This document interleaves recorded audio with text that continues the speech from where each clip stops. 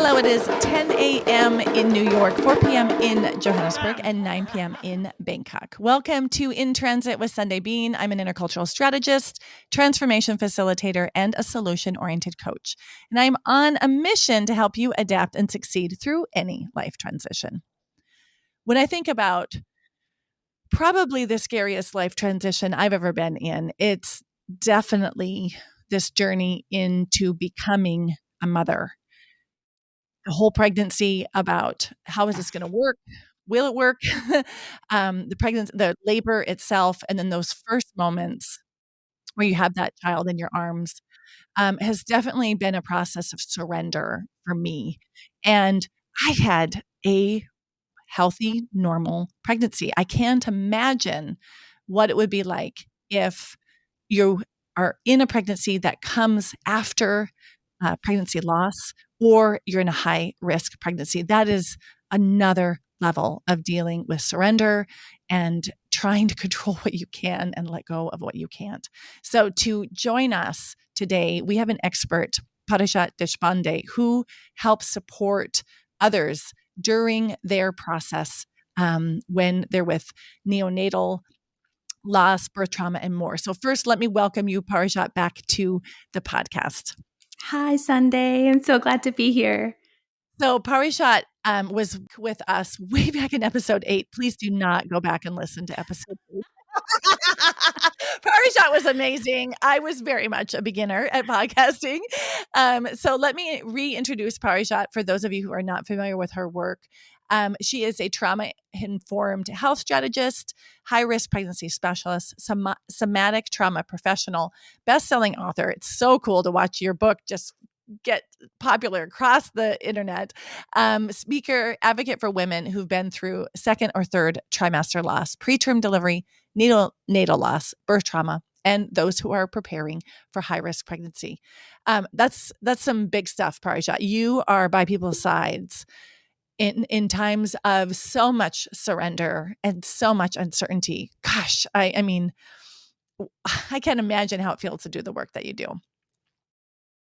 It's, truly, as you know, I do this work because of my personal experience of having gone through it. And so to be there for others in the way that I wished I'd had somebody for me feels like why I'm on this earth. And so every single client and family and this new life that they're fighting to create and bring into this world and then bring home, it just feels like such an honor every single time. I have so many questions about your own process behind that, because I know you're so impacted as a professional when you do that work.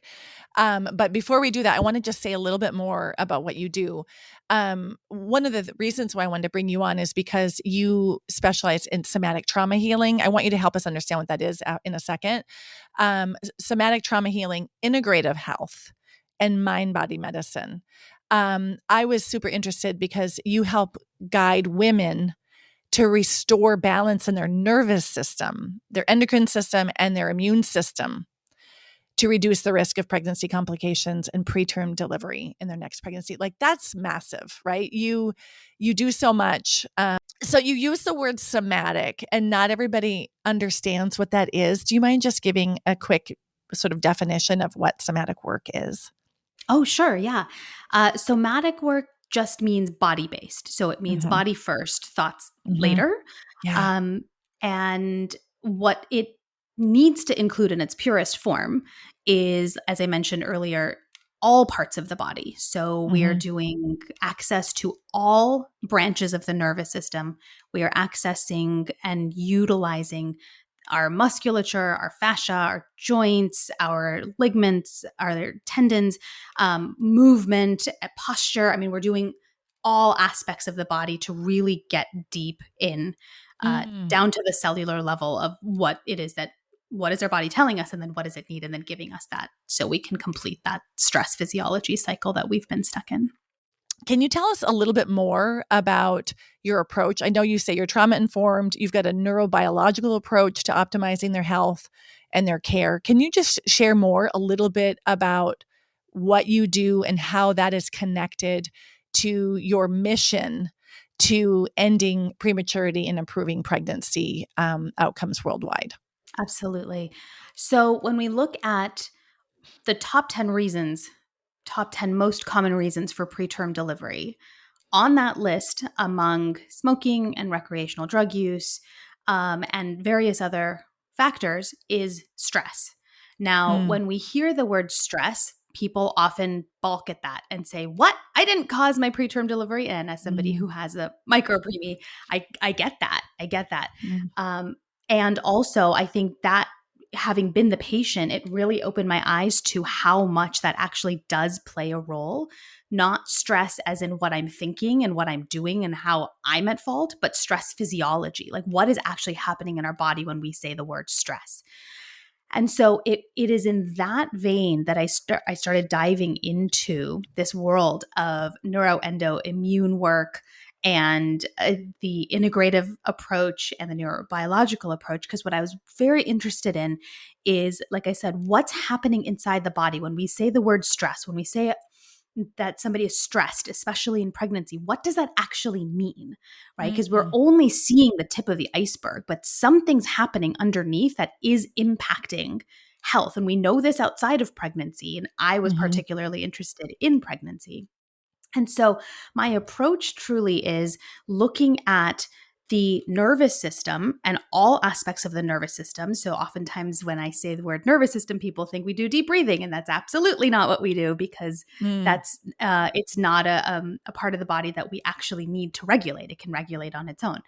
So, what we are focused on is the state of the nervous system and the impact that that state has on all other body systems, including the endocrine system, which monitors hormones, as well as the immune system, which plays a significant role in the health of pregnancy. And what research has found is that that triad and how the three of them work together, and especially how dynamic they need to be in pregnancy, because the state that they are in pre-pregnancy and the relationship to each other is different than first trimester, then second trimester, then third trimester.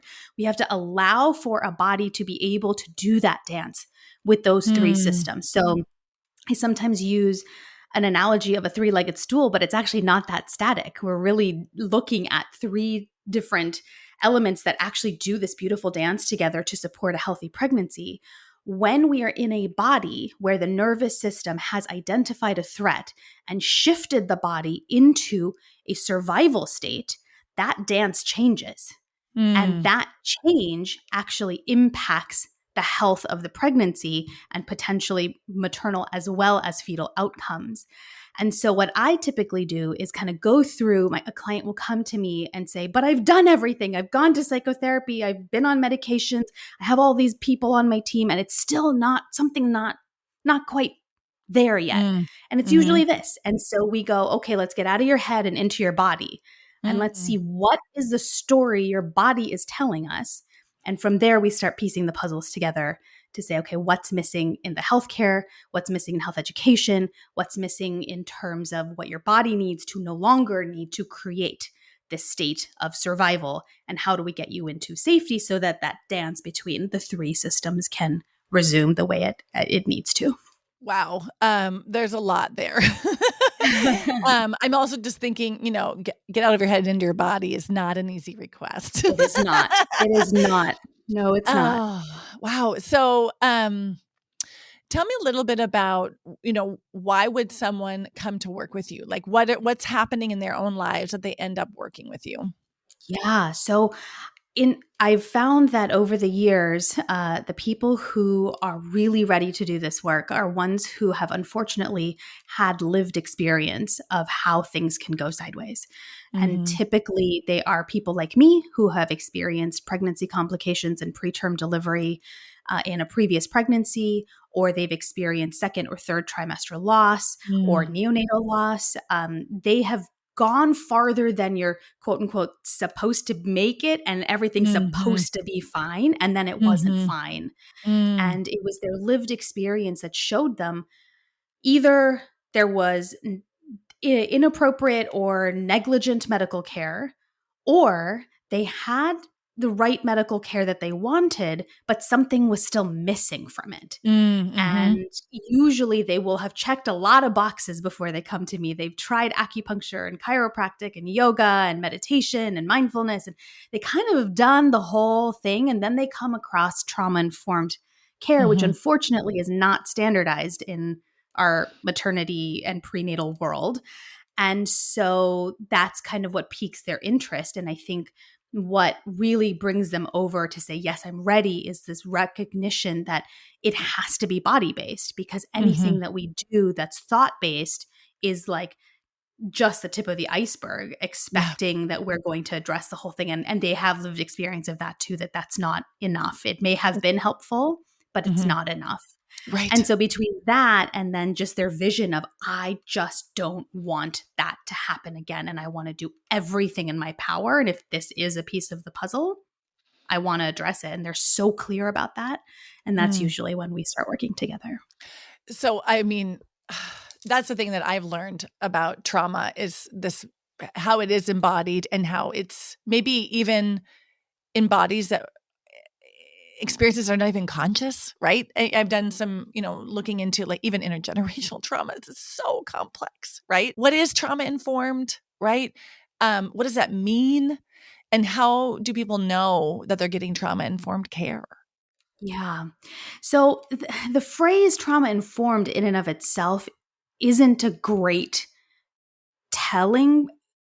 It's not quite illuminating as much as you would like to Mm-hmm. think. What you really want to work, who you want to work with, is somebody who's trauma trained, because being trauma Mm-hmm. informed is a very different.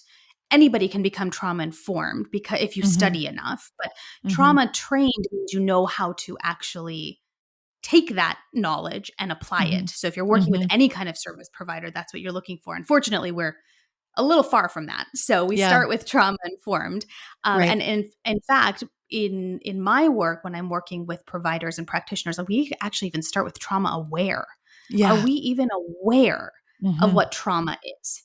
Right. And are you aware of how it's impacting your ability to be a provider or a practitioner? And are you aware of what that's doing to your patient, your client, your Yep. customer? Right. Yep. So, what we're looking for is a provider, a business owner, whoever it is. When you say trauma informed, I think that generally is kind of the larger umbrella of these nuances I'm talking about. Um, to be aware that the the state of my body and your body in this interaction will impact how this interaction goes, Mm-hmm. right? If I had to put it really simply. Mm-hmm. And it's this Yeah. idea that if either one of us or both of us are in a survival state, what we are going to put into this interaction and what we are going to get out of this interaction will only be filtered through survival physiology.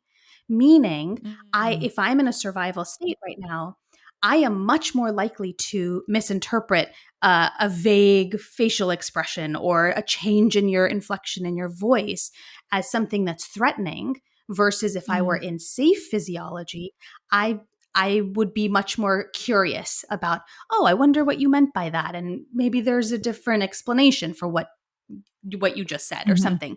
Mm-hmm. And that is especially important, I think, in the medical system or any kind of healthcare system where there needs to be an immense amount of trust, not just with the provider, but also from provider to patient.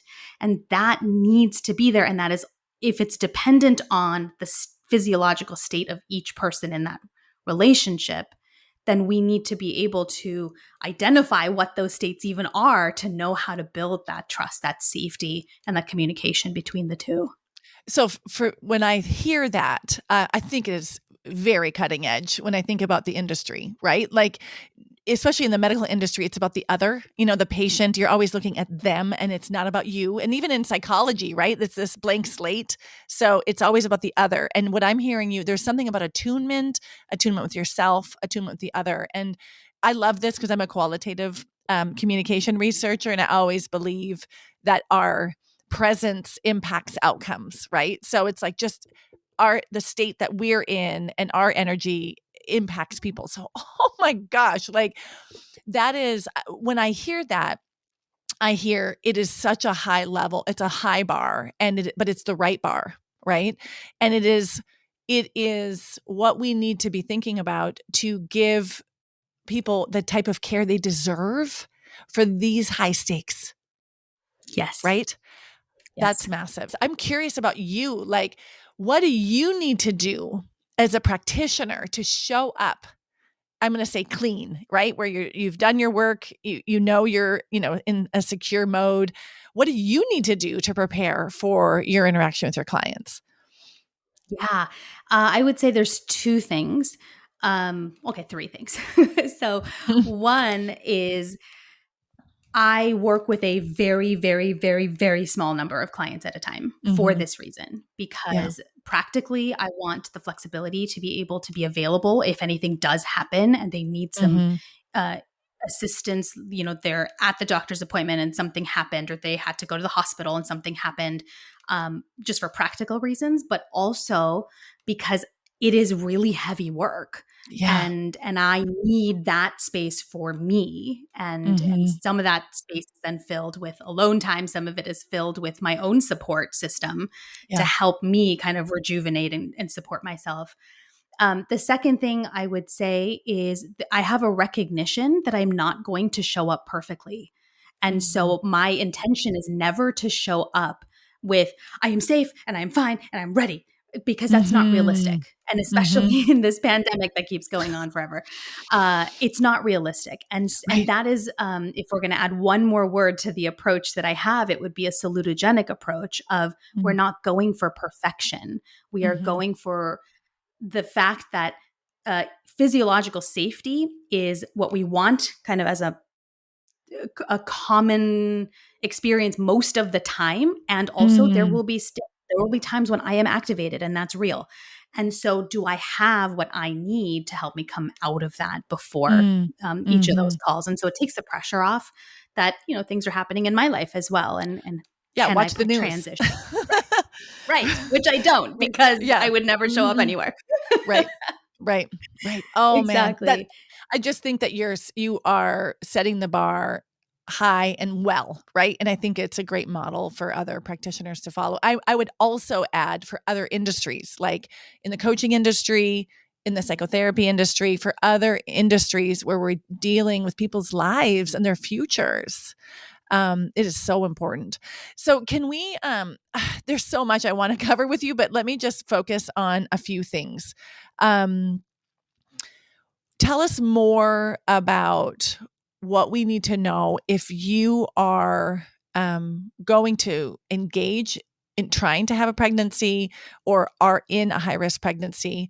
And there's something in your life experience that is creating uncertainty around that. Like, what do we need to know if you're the one going through that? Yeah. I would say, first and foremost, that even if you are diagnosed as high risk, that doesn't actually mean anything for your outcomes.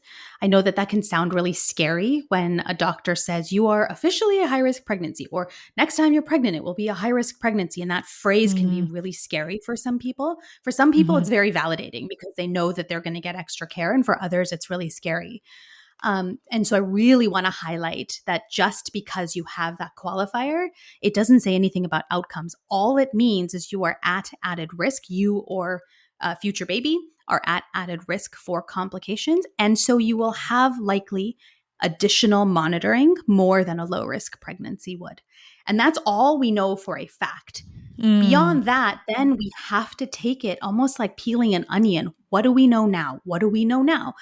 And the reason I say that is because I find that we often treat pregnancy as similar to outside of pregnancy, in that the physiology is different than when we're pregnant, but we forget how dynamic the physiology is over those Mm. 40 weeks.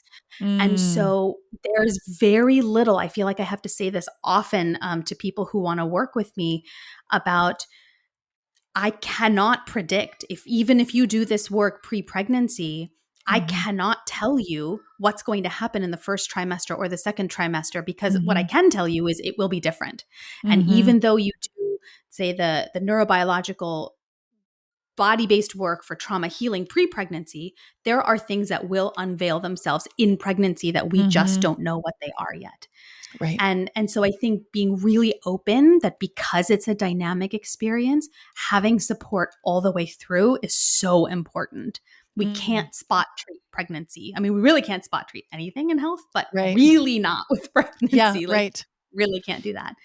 And then what I often recommend is, especially if you have a history of anything, to really do your homework and dig deep to find answers.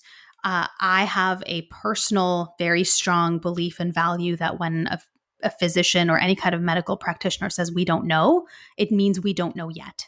And that means somebody can help you find it. And if it's not this provider, who else can it be? And that's some of the work that we do sometimes, is finding that provider or that practitioner.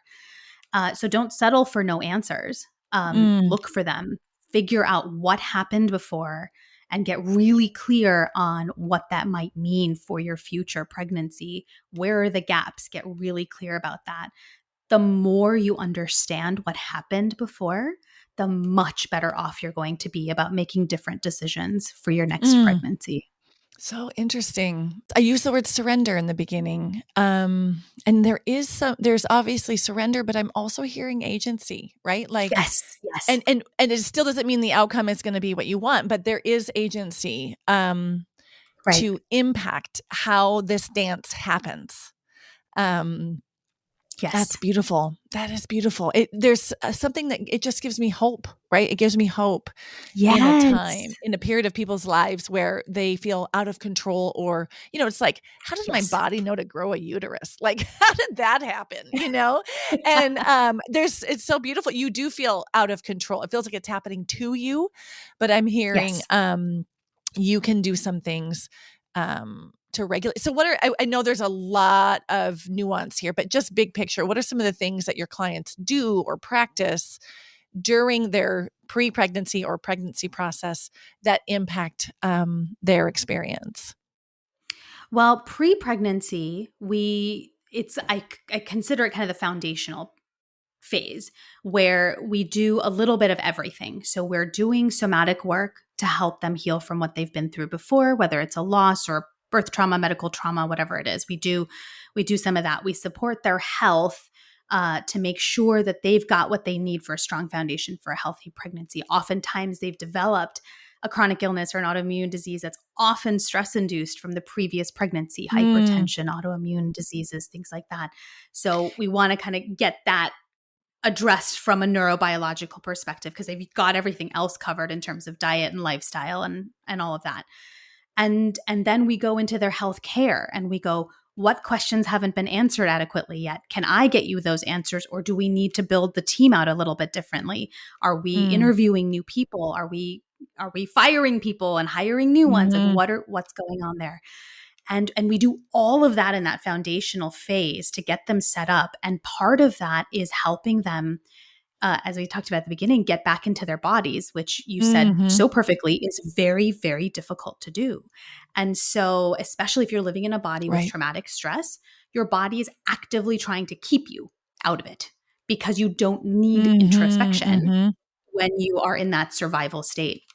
And so we very, very gently do a lot of practices that are actually personalized to each person's physiology, but essentially tapping into the sensory system, the sensory motor system, and helping kind of re-access these parts of our bodies that we had access to before whatever happened, to get back in very, very gently. We don't go into tell me the story of what happened. Obviously clients are willing to tell what they want to share, but really we're allowing the body to tell the narrative first.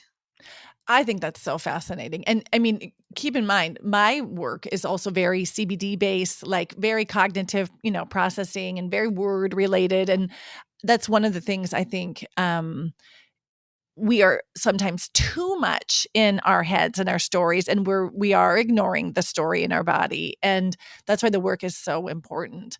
And it's not something we can see or rationalize, right? It is bigger than that. And I want to say it's like the animal of us, Like that's the mammal, Mhm. right? We're mammals. Yeah. And so you're Yeah. working with the mammal body, so to speak, Yeah. because nature really has it figured out.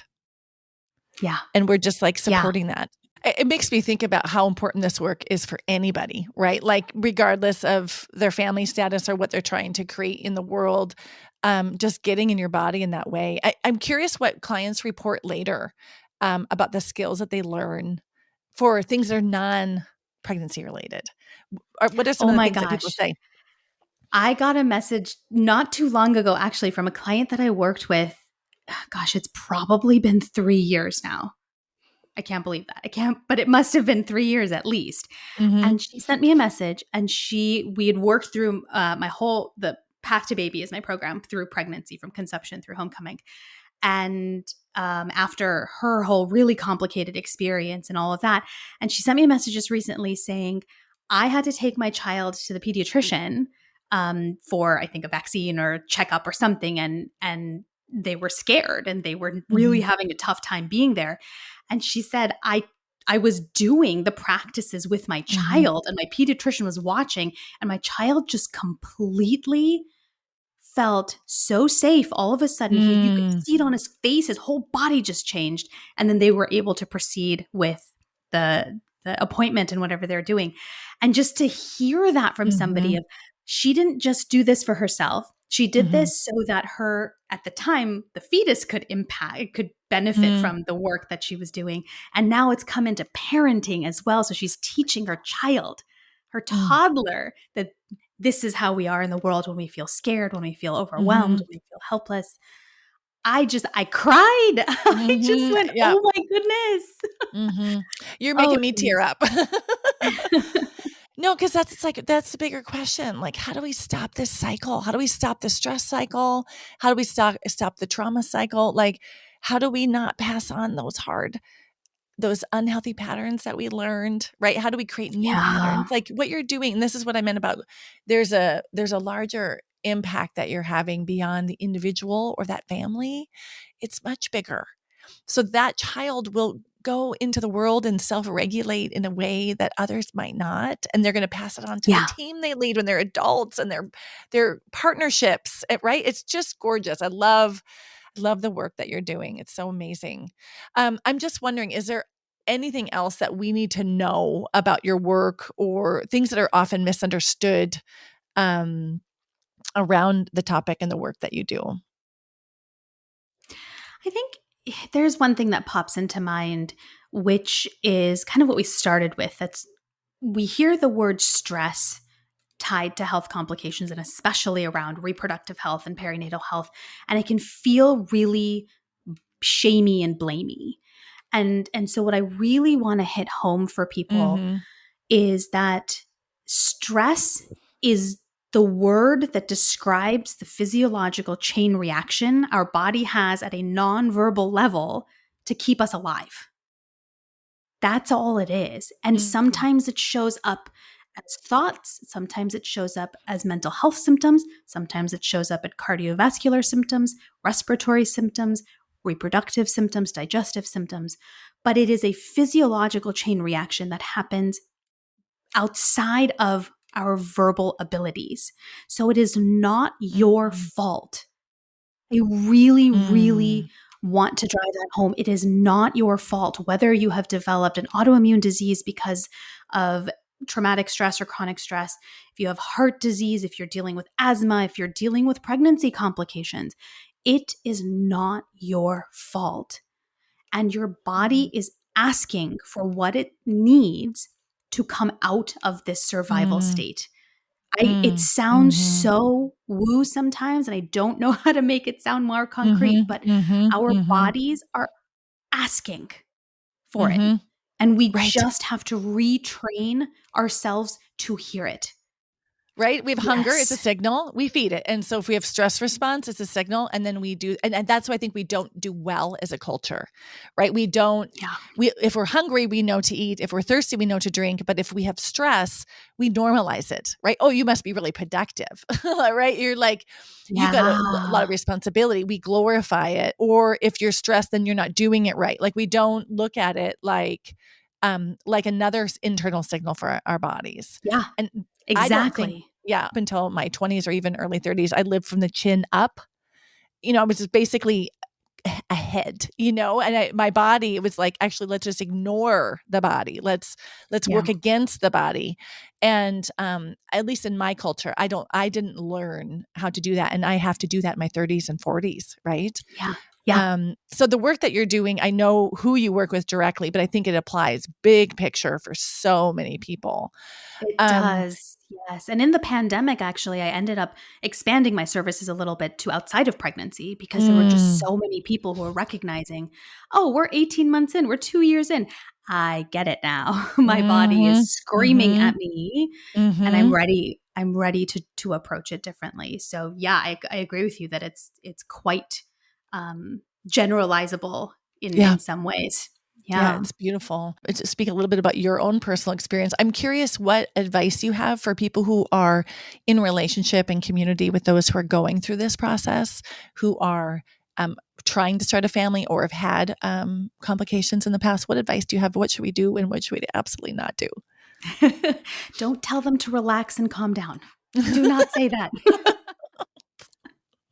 Oh no. Yeah. Hmm. um, I think the if you can ask yourself when you're around somebody who is clearly exhibiting that they're stressed, they're overwhelmed, they're fearful of whatever lies ahead on their family building journey. Hmm. I would say it's two things. One is, can you reframe what they're saying or how they're behaving to what are they asking for? Mm-hmm. Because I think we tend to switch it to just judging behavior. Like, oh, Hmm. there she goes again, cleaning the whole house. She's just so Hmm. neurotic like that, or Hmm. whatever it is. And instead, looking at, I'm not going to try to stop her from doing that. What does she possibly need? And can I help her find that? And, Mm. and truth be told, to be able to do that, I think requires you to do your own work. Quite Hmm. honestly, if you want to support Yeah. somebody through this, Yeah. as we talked about before, your physiological state is going to impact how that goes. Yeah. And so prioritize that so you Hmm. can show up the way you want to for your loved one. And I think that's true for whether you're family, friend, but also if you're a provider or a practitioner. Mm. It's so important. I mean, we talk about trauma informed, and we talk about trauma healing. It's not just left to the patient to Right. do that work. It has to happen at a systemic level. It has to include the practitioner. It has to include the hospital or the clinic they're a part of, and has to include the industry and the world overall. So we all have a role to play in helping Hmm. prevent, birth trauma, medical trauma, and ending, as you said, Hmm. intergenerational trauma and really Hmm. perpetuating intergenerational healing. Hmm. It starts really with each of us individually, whatever Right. the relationship is that we have with Right. that person. And that's always like one of those things I realized, even for example, as I show up as a parent, I'm like, oh man, this is actually about me. Always, always. It's like, oh, I got more work to do. Dang it. It's like, I Yep. thought I could get away with it this time, but no, I can't. Oh man. So do you mind if we focus on you for a little bit?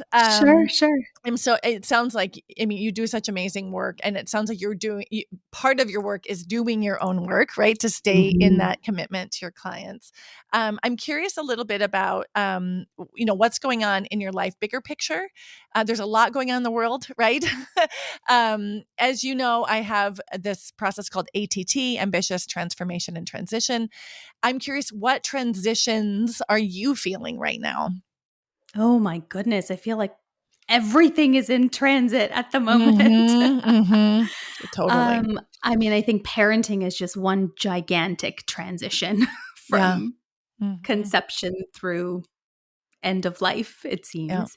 Yeah. So keeping up with the changing demands from the Mhm. children and as a parent in this world. Mhm. I'm in the middle of a big transition business wise in Mm. incorporating some of this work to provide the support for providers and practitioners to really meet their patients where the patients need to be met.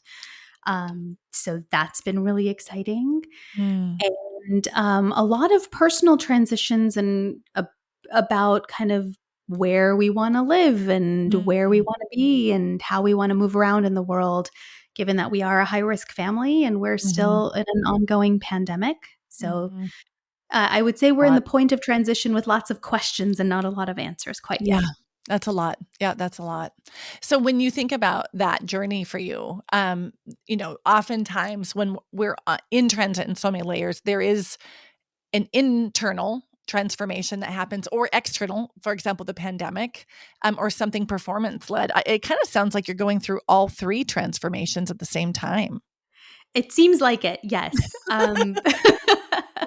That would probably be very accurate.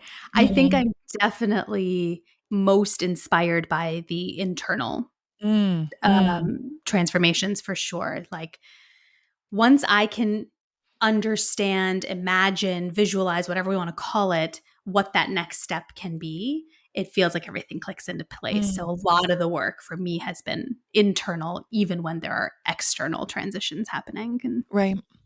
And I'm guessing, because one of the things I talk about is we do, and I think this is where our work is aligned, where when we're in transformation, we can shape it, right? Because that's what you're doing with your clients. You're helping them shape their experience, maybe even shape the outcomes, although we can't always control the outcomes, right? What are you doing now to shape your transformation? I think I am spending a lot of time getting really clear about what I want. For me, I think that helps me to know where I'm headed if there's any level of clarity about that. Yeah. If it looks like a mirage to me, I won't move. But if I can get some kind of shape around it, even if it's not super clear, I'll at least start to take several steps forward. And in those steps forward, it becomes clearer and clearer. Are we going straight? Are we going a little left? Are we going to have to turn right? What does that look like? But so I think for me, that's a really, really big part of the transformation process. That's good. And I'm guessing you're doing all of your work, like your embodied work, to stay grounded in that process. So in terms of ambitious, what is your definition, or what does ambitious look like for you right now? Ambitious right now, starting to look like playing by my own rules. Recognizing which rules don't work or never have worked, and I'm not going to play by them anymore. Really rewriting them for what makes sense for me, my family, life, health, all of that, regardless of what it sounds like on paper. Right. It's so interesting. I just talked to one of my groups that I have about that right now. We feel like we're in a time where we used to, maybe even 3-4 years ago, we used to look to best practices. Or we would look to thought leaders, gurus or whatever, and we would absorb that. But now we're at a position where it's like, no, we have to look inside by, like you said, your own rules. But it's noisy. There's a lot of noise out there. Totally. So it's like, how do I shut out that noise and listen to myself and do my script, not someone else's script? Yeah. That's interesting. I'm seeing that in many conversations I have with people. And my hunch is that all that we're seeing with this, environmental crisis, racial reckoning, pandemic, polarization, right? We've been put into that state of, wait a minute, now I decide. I have to make my choice, right? Because it is hard when in polarization, depending on where you are, there's two rights. Oh, wait, there's two wrongs. There's, you know what I mean? It's like, no, wait a minute. What is the right for me? What do I need to do? Right. So it's interesting you say that. That's so wonderful. Thank you so much for everything you've shared. I want to hear more. Pregnancy Brain is a brilliant book that you've written. Can you tell people a little bit about Pregnancy Brain and where they can go to find it? Sure. So that is the book I wrote. It's going to be about 4 years now, which is hard to believe. Yeah. I know. Pregnancy Brain was a book I wrote specifically for people who are going through a high-risk pregnancy, though I have heard from people who are not yet pregnant who have really benefited from the book as well. And it's intended to be a resource to give hope and to give agency and show where we have some agency. There's actually an entire chapter on surrendering, so that resonates very much. about, really showing you where you have the power to influence the change or the direction of your pregnancy. None of us who are going through a high risk pregnancy are naive to the fact that anything could happen. And also, it's really meant for people who are looking for, okay, but even if anything could happen, is there something I can do to influence that? So it talks a little bit about, the introduction to stress physiology and its impact on pregnancy. It has a little bit of my story, a little bit of client stories for motivation and hope. And you can get that from my website, parijatdeshpande.com. There's a link there for the book. It's available on Amazon, and you can ask your local independent bookstores and libraries and all of that to bring that over to you. That's so good. Well, we'll make sure that we put the link in our show notes. Thank you so much. You want to tell our listeners what you're working on next? So I'm building out the consulting piece of my business to work with and partner with clinics and organizations and hospitals, anything from fertility clinics all the way through NICUs, and anything in between, to really help them implement trauma-sensitive practices, which includes not only how they work with patients, but also how they support their own employees to be able to show up for patients the way that they need. So that's kind of next. And then building out some more opportunities to speak on different stages about this concept of stress physiology and pregnancy outcomes, and how we just cannot afford to ignore this anymore. We cannot afford to keep talking about stress as a cognitive, thought-based mental health issue. We have to incorporate it as part of standardized prenatal care. So that's just one of the many things that are going on over Wonderful. here. I mean, it's so wonderful. For me, I just love watching how your work has grown, and the impact has just multiplied over the years. I think we met over 5 years ago. I know maybe 6 years ago. So it's just been wonderful to see what you're doing. And I think you're such an amazing steward of your talents, that you're Thank you. making such an impact in people's lives. So thank you so much for being here and sharing your wisdom with everyone. And thank you for those who are here listening to In Transit with Sundae-Bean. I appreciate you being here as well. I'll leave you with the thoughts from Albert Schweitzer. The doctor of the future will be oneself. Bam!